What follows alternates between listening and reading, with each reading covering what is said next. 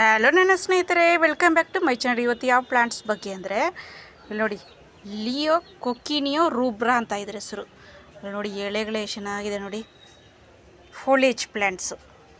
ಇಲ್ಲಿ ನೋಡಿ ಅದು ಎಲೆಗಳೇ ಚೆನ್ನಾಗಿರುತ್ತೆ. ಫೋಲೇಜ್ ಅಂದರೆ ಎಲೆಗಳು ಚೆನ್ನಾಗಿರೋದು ನೋಡಿ. ಇದು ಕಟ್ಟಿಂಗಲ್ಲೂ ಬೆಳೆಸ್ಬೋದು.